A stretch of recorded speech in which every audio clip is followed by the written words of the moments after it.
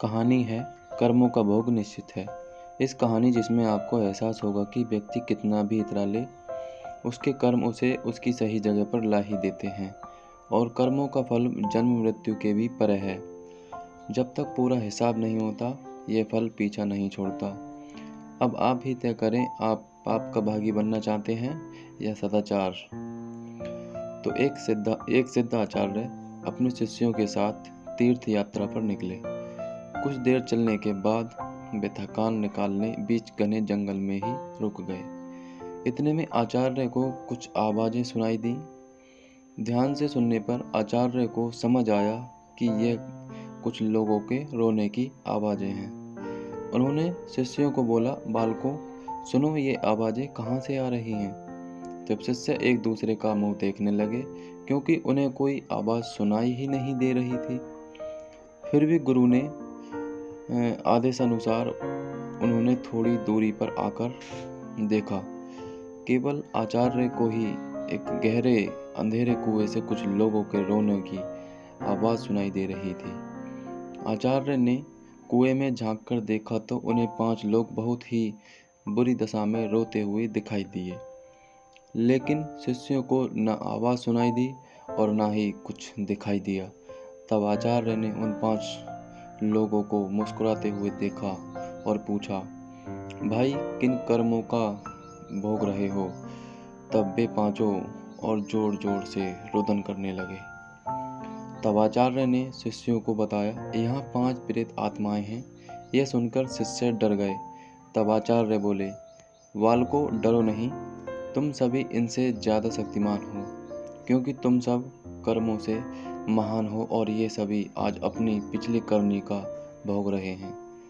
आज के समय में इनसे दुर्लभ कोई नहीं है। तब शिष्यों ने पूछा, इन्होंने ऐसा क्या किया है?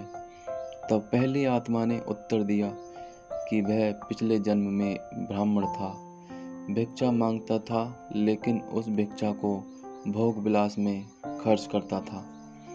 दूसरे ने उत्तर दिया, वह क्षत्रिय था और अपनी शक्ति का दुरुपयोग निर्बल व असहाय गरीबों पर करता था। तीसरे ने उत्तर दिया कि वो बनिया था, बस खुद के फायदे की सोचता था और हमेशा मिलावट करके सामान बेचता था, जिस कारण कई लोग मारे गए। चौथे ने उत्तर दिया, वह क्षुद्र था, बहुत आलसी और जिम्मेदारी से भागता था, अपने माता पिता को पीटता था और दिन रात नशा करता था। 5वें ने उत्तर दिया, वह एक लेखक था, अश्लील कथाएं लिखता था, उसने समाज को वासना का पाठ सिखाया था। इस तरह वे सभी पापी अपने पापों को भोग रहे हैं।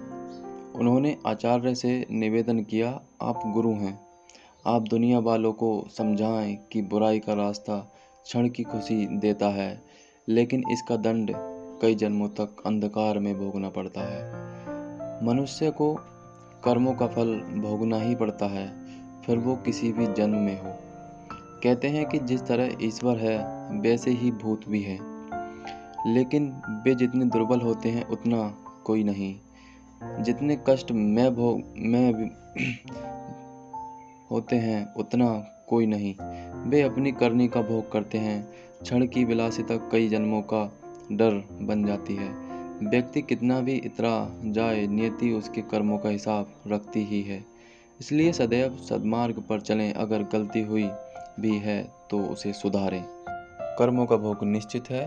तो आपको कैसी लगी यह कहानी हमें कमेंट में ज़रूर बताएं और आपने चैनल अभी तक सब्सक्राइब नहीं किया है तो सब्सक्राइब ज़रूर करें।